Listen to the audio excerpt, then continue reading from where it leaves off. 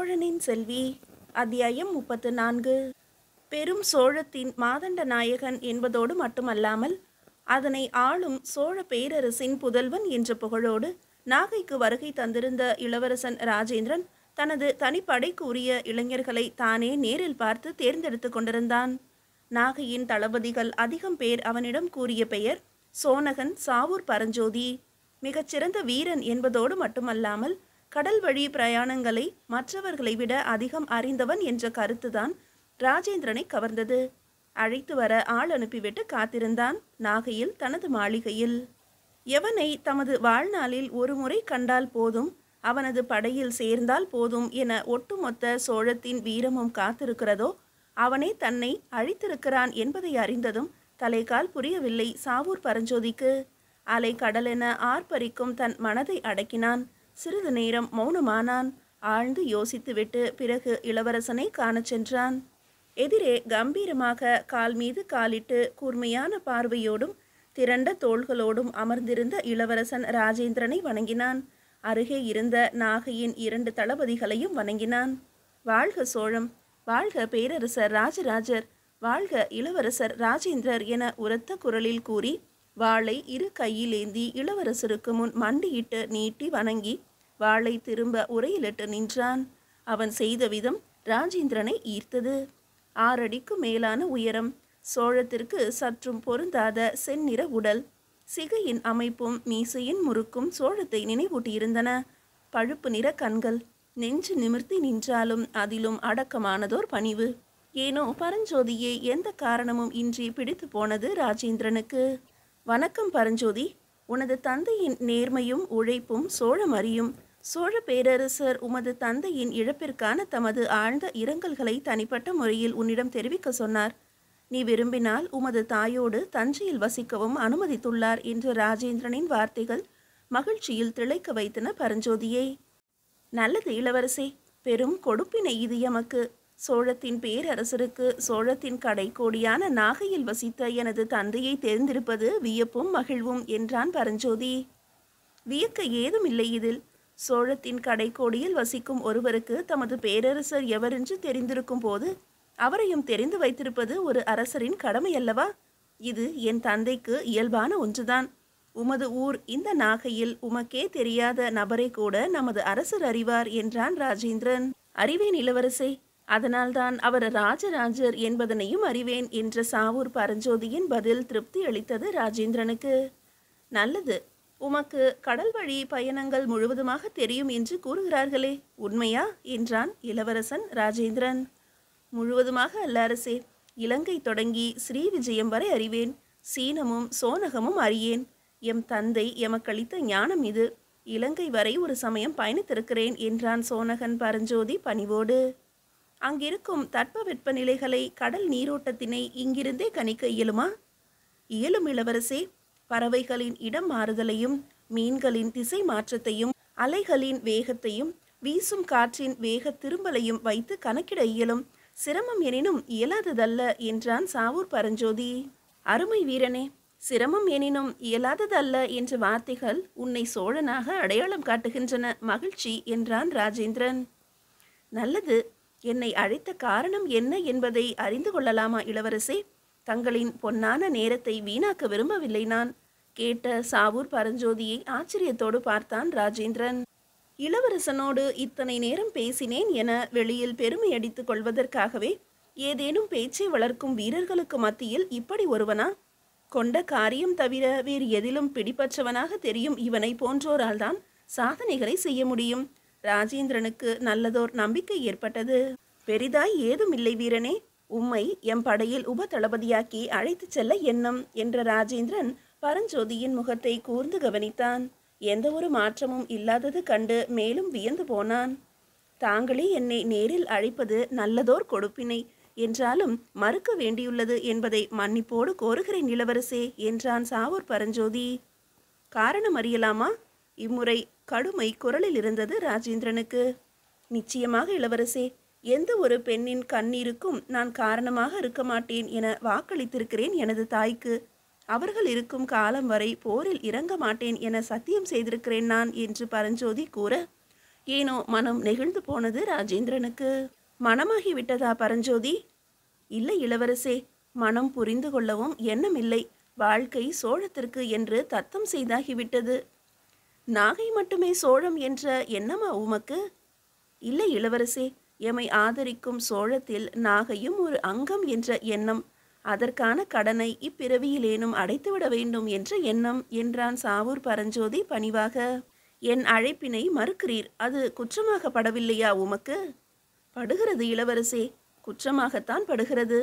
எவருக்கும் அத்தனை எளிதில் கிடைக்காத ஒரு வாய்ப்பு என்னை தேடி வரும்போது என் விதி அதை மறுக்க வைப்பது விதியின் குற்றமாகவே படுகிறது என்றான் பரஞ்சோதி.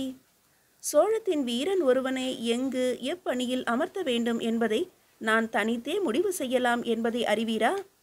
அறிவேன் இளவரசே. அதே சமயம் வற்புறுத்தலினால் களைகள் வளரலாமே தவிர பயிர்கள் வளராது. சோழத்தின் வீரம் என்பது மதிக்கப்படும் ஒரு உணர்வு என்பதையும் அறிவேன். உம்மை இழக்க ஏனோ எனக்கு மனம் ஒப்பவில்லை நண்பா என்ற ராஜேந்திரனின் வார்த்தைகளை கேட்டு உள்ளுக்குள் குழைந்தான் பரஞ்சோதி. நண்பா, எத்தனை பெரிய வார்த்தை இது! ஒரு பேரரசின் இளவரசன் ஒரு உப தளபதியை இங்கு நாம் அழைப்பதெனில் என்ன ஒரு பெருமை வேண்டும்! இவருக்காகவே எதையும் செய்வோம் என சோழத்து இளைஞர்கள் வெறித்தனமாக அலைவதன் காரணம் இப்போதல்லவா புரிகிறது. தன் மனதிற்குள் தோன்றியதை வெளிக்கூறாமல் தனக்குள்ளேயே அடக்கிய பரஞ்சோதி, இளவரசே, எம்மாலும் தங்கள் வார்த்தையினை மீற முடியவில்லை.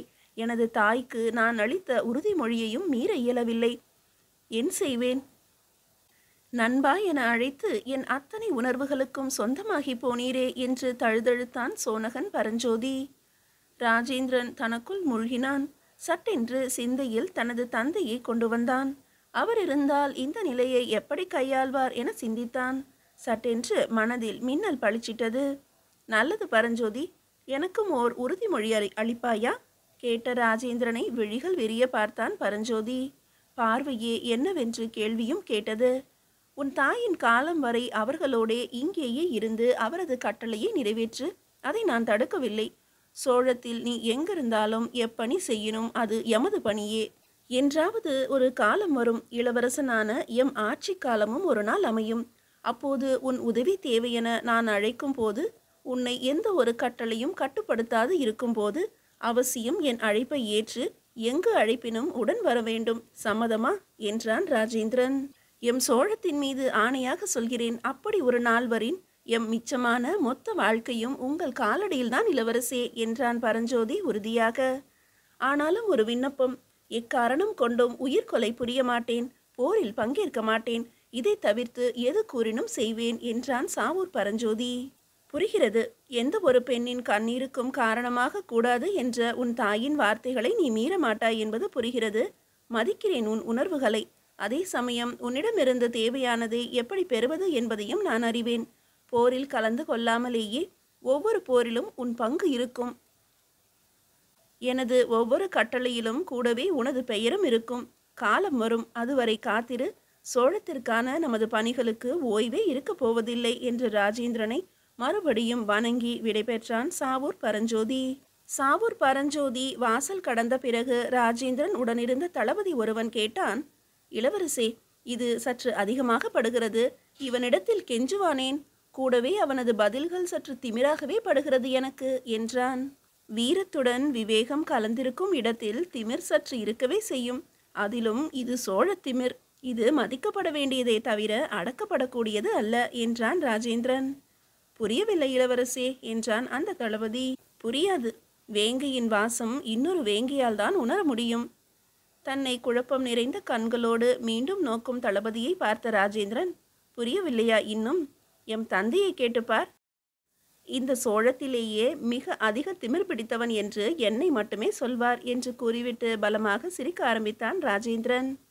நாளை சீராப்பள்ளி நோக்கி செல்வது உறுதிதானே என்று கேட்டான் தளபதி. அது நிச்சயமான ஒன்றுதான். இடையில் வேறெங்கும் தங்குவதாக கூட எண்ணமில்லை. வரும்போதே குடந்தை பகுதிகளை பார்த்து வந்தாயிற்று என்பதால் நேராக சீராப்பள்ளி நோக்கிதான் பயணம். அப்படியென்றால் தேர்ந்தெடுக்கப்பட்ட வீரர்களை நேராக தஞ்சைக்கு அனுப்பிவிடலாமா இளவரசே? ஆம், வந்தியத்தேவரிடம் அனுப்பி வையுங்கள். பொருத்தமான இடத்தினில் அவர் அமர்த்தி விடுவார் பணியில். இளவரசே, பழையாறையிலிருந்து ஒரு படைப்பிரிவை காஞ்சி நோக்கி நகர கூறியிருந்தீர்களாமே, அது நேற்று காலை புறப்பட்டு விட்டது என தகவல் வந்துள்ளது. எனில் நாளை பொழுதிற்குள் சேர்ந்து விடுவார்கள் அல்லவா? அதிக ஆரவாரம் வேண்டாம் என்று கூறியதால் சிறு பிரிவுகளாக பிரித்து அனுப்பியுள்ளார்களாம், தனித்தனியாக. அதனால் ஒரு நாள் தாமதமாகலாம் என்கிறார்கள் இளவரசே என்றான் அந்த தளபதி. இருக்கட்டும், நாளை விடியல் வேளையிலேயே புறப்பட்டு விடலாம், ஆவண செய்யுங்கள் என்ற ராஜேந்திரன் எதையோ சிந்தித்து கொண்டே தனது மாளிகையை நோக்கி நடந்தான். மீதியை அடுத்த அத்தியாயத்தில் காணலாம். அத்தியாயம் 35. தஞ்சை தளிக்குளத்து மகாதேவர் கோயிலில் மாலை நேரத்து பூஜைகள் துவங்க ஆரம்பிக்கின்ற வேளையில் அமைச்சரும் சேனாதிபதியுமான கிருஷ்ணன் ராமனுடன் கோவிலுக்குள் நுழைந்தார் உடையார் ராஜராஜ சோழர். எந்தவித அலங்காரமோ முன் அறிவிப்போ இன்றி எவரும் எதிர்பாராது உள்ளே நுழையும் மன்னரை கண்டு சிவாச்சாரியார் மட்டுமல்லாது குழுமியிருந்த பக்தர்களும் திகைத்து போயினர். உடையார் ராஜராஜ சோழர் வாழ்க என்று ஒருவன் ஓங்கி குரல் எடுக்க முயற்சிக்க அவனை கை உயர்த்தி வாய்மூட சொன்னார் ராஜராஜர். இறைவனின் ஆலயத்தில் அவன் புகழ் தவிர வேறு எவர் புகழும் கூறுதல் தவறென்று உனக்கு தெரியாதா என கடிந்து கொண்டார். சூழ்ந்து இருந்தவர்களை நோக்கி அமைதி காக்கும்படி கூறிவிட்டு ஒரு புன்னகையோடு கருவறையை நோக்கி நடந்தார். கருவறை வாயிலில் நின்று மனமாற தரிசித்தார். உளமாற வேண்டிய பிறகு சிவாச்சாரியார் அளித்த திருநீச்சினை கையில் எடுத்து நெற்றி நிறைய பூசிக்கொண்டார். தென்னாடுடைய சிவனே போற்றி என மாமன்னர் உரத்து குரல் கொடுக்க, எந்நாட்டவருக்கும் இறைவா போற்றி போற்றி என குழுமியிருந்த மக்களின் குரல் கோவில் வளாகத்தை அலற வைத்தது. அங்கிருந்து நகர்ந்து அர்த்த மண்டபம் தாண்டி வெளியே வர அவரை பின்தொடர்ந்தார் சிவாச்சாரியார். குறை ஏதும் உள்ளதோ தளிக்குளத்து மகாதேவருக்கு? புன்னகையோடு கேட்டார் ராஜராஜர். இதுவரை ஏதும் இல்லை, இனி வரும் என்றும் தோன்றவில்லை அரசே என்றார் சிவாச்சாரியார் பணிவாக. கோவிலில் செடி கொடிகள் மிகுந்து விட்டனவே, சீர்படுத்த வேண்டியதுதானே கேட்டார் அமைச்சர் கிருஷ்ணன் ராமன். நாளை முதல் தொடங்கவிருக்கிறது அப்பணி, சுற்றுச்சுவரும் புதுப்பிக்கப்படும் வேலை இருக்கிறது என்றார் சிவாச்சாரியார். சுற்றுச்சுவருக்கான செலவை நான் ஏற்கலாம் என இருக்கிறேன், அரசர் அனுமதித்தால் என இழுத்தார் கிருஷ்ணன் ராமன் பிரம்மராயர். ஆண்டவனுக்கு செய்வதற்கு அனுமதி எதற்கு?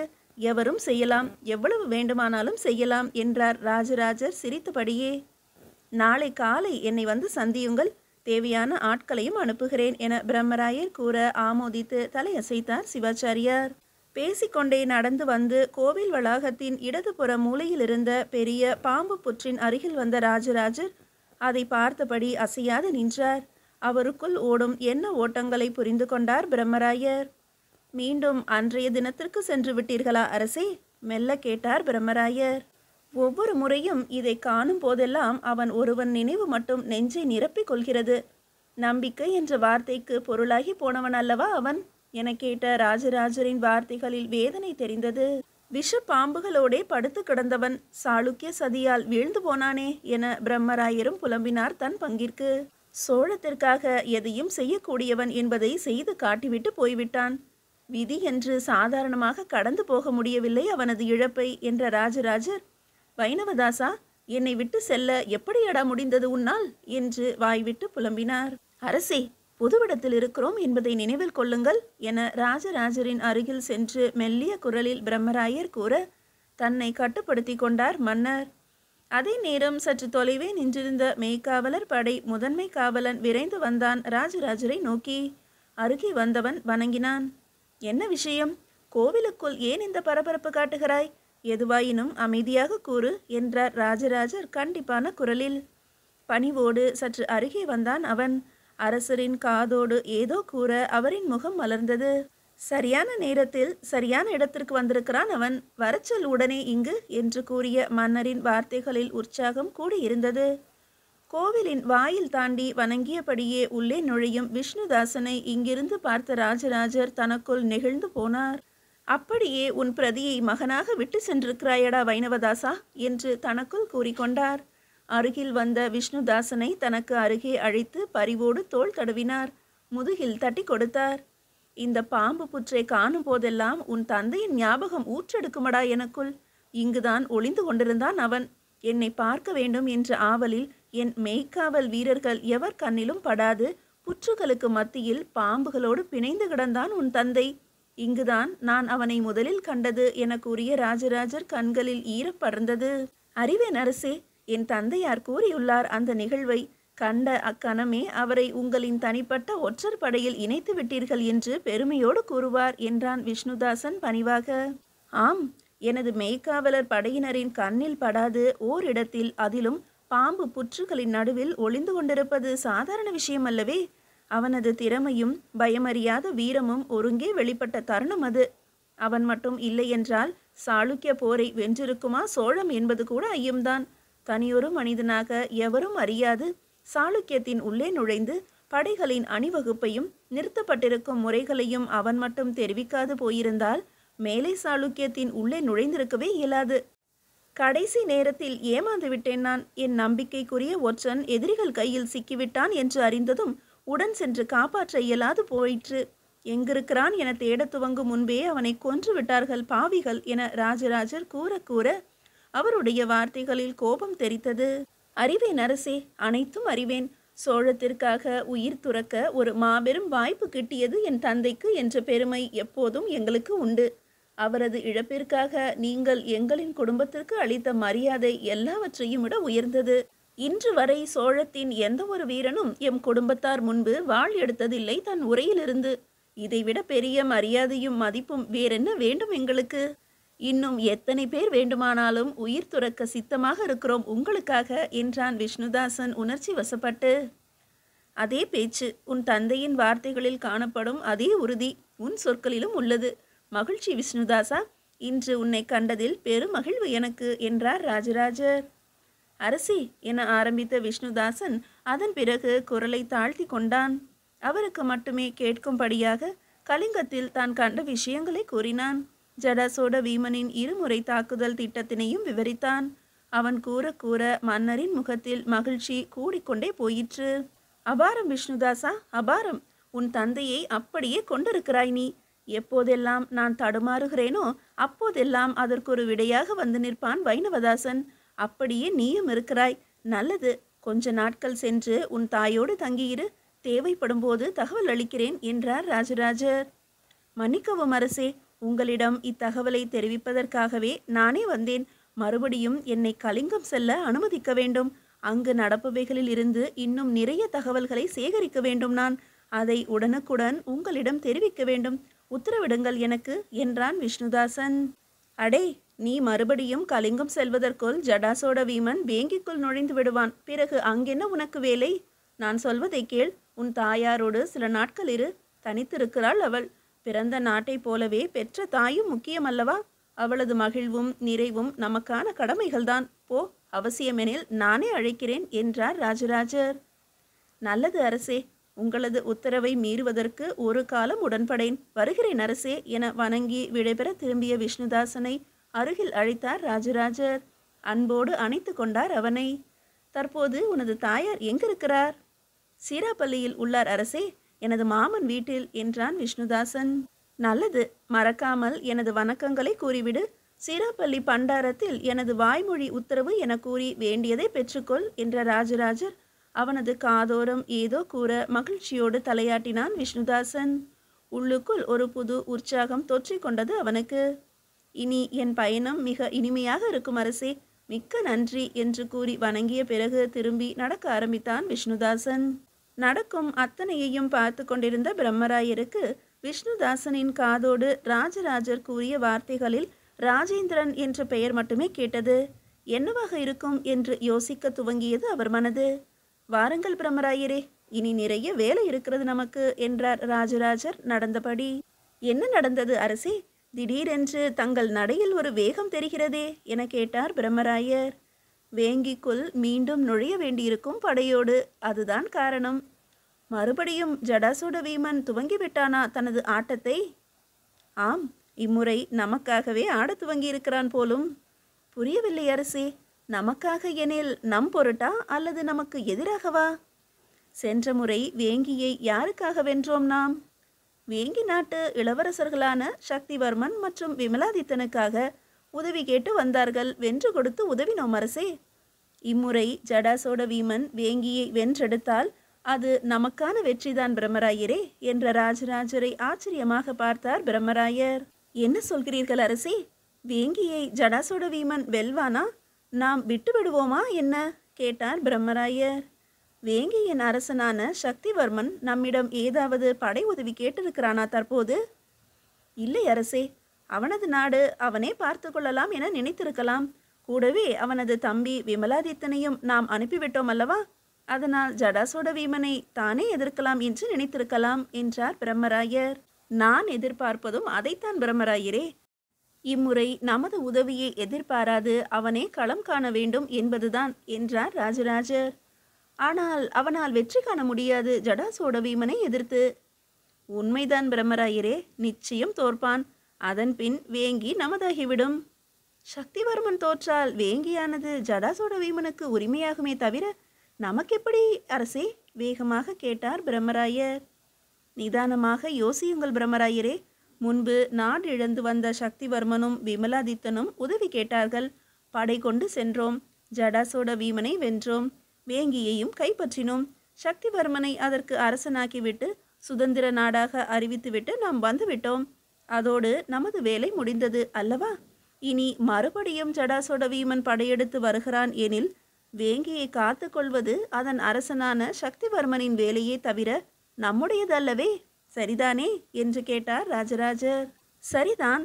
ஆனால் வேங்கி எப்படி நமதாகும்? அதனால் வேங்கியை வென்ற ஜடாசோட வீமனை அதே களத்தில் நாம் வென்று வீழ்த்தினால் அதன் பிறகு வேங்கி யாருக்கு சொந்தம்? சந்தேகமே இல்லாமல் நமக்குத்தான் அரசே. ஆனால் இது முறையான செயலாகுமா? முறையானதுதான். நாம் சக்திவர்மனோடு மோதி வேங்கியை பெறவில்லை.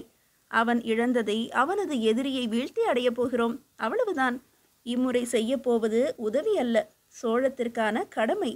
வேங்கி நமக்கொரு அரணாக வேண்டும். அதற்காகத்தான் இத்தனையும் என்றார் ராஜராஜர். புரிகிறது. கொடுத்ததை பெறவில்லை, காக்க தவறியதை கைப்பற்ற போகிறோம். எப்போது புறப்படுவதாக எண்ணம் அரசே? அதைத்தான் விளக்கமாக கூறிவிட்டு போயிருக்கிறான் விஷ்ணுதாசன். இன்னும் ஒரு வார காலத்திற்குள் வேங்கி தாக்கப்படும் ஜடாசோட வீமனின் படையால். வீழ்த்தவும் படும். அதற்கு மறுநாள் நாம் தாக்கி வீழ்த்துவோம் ஜடாசோட வீமனை. வேங்கியின் களத்திலேயே வீழ்த்துவோம். இம்முறை உயிரோடு திரும்ப அனுமதிக்கப் போவதில்லை அவனை. தப்பினாலும் எங்கும் செல்ல முடியாது அவனால் என்றார் ராஜராஜர் உறுதியாக. ஏன் அரசே? அவனது தற்போதைய நாடான கலிங்கம் தான் இருக்கிறதே. அங்கு தப்பி சென்றுவிட மாட்டானா என்ன? செல்ல முடியாது பிரம்மராயரே. அதற்குள் கலிங்கம் நமக்கு சொந்தமாகி இருக்கும் என கூறிய ராஜராஜரை விழிகள் விரிய பார்த்தார் பிரம்மராயர். ஆம் பிரம்மராயரே. ஜடாசோட வீமனை நாம் வேங்கியில் வீழ்த்தும் அதே நேரம் ராஜேந்திரனோடு சென்று கலிங்கத்தினை கைப்பற்றி கொள்வான் உங்களின் மகன் அருண்மொழி பிரம்மராயன் என ராஜராஜர் கூறவும் தலைகால் புரியவில்லை பிரம்மராயருக்கு. இளவரசரோடா? என் மகனுமா? எப்போது திட்டமிட்டீர்கள் இதனை? ஆர்வமாக கேட்டார் பிரம்மராயர். இதோ இப்போதுதான். அதற்காகத்தான் விஷ்ணுதாசனை அனுப்பியிருக்கிறேன் சீராப்பள்ளிக்கு. அவனிடமிருந்து தகவல் கிடைத்ததும் புறப்பட்டு விடுவான் ராஜேந்திரன் கலிங்கம் நோக்கி. புரிந்து கொள்ளவே முடியாத பெரும் புதிர் அரசே உங்களின் செயல்கள் என்றார் பிரம்மராயர். இதற்கே ஆச்சரியப்பட்டால் எப்படி? நாம் வேங்கியை இம்முறை கை கொள்ளப் போவது என்னவோ நமக்காகத்தான். ஆனால் அதனை ஆளப்போவது சக்திவர்மன்தான் என ராஜராஜர் கூறிவிட்டு பலமாக சிரிக்க மிரண்டு போய் நின்றார் பிரம்மராயர். என்ன இது அரசே? மறுபடியும் அவர்களிடத்தில் தருவதற்கா நாம் வெல்லப் போகிறோம் கேட்டார் பிரம்மராயர். சென்ற முறை உதவியாக கேட்டதை பரிசாக கொடுத்தோம். இம்முறை நிபந்தனையோடு கூடிய உரிமையாக தரப்போகிறோம். கூடவே ஒரு நிபந்தத்தையும் அளிக்கப் போகிறோம் என்ற ராஜராஜரின் வார்த்தைகளுக்கான பொருள் அப்போதைக்கு விளங்கவில்லை பிரம்மராயருக்கு. மீதியை அடுத்த அத்தியாயத்தில் காணலாம்.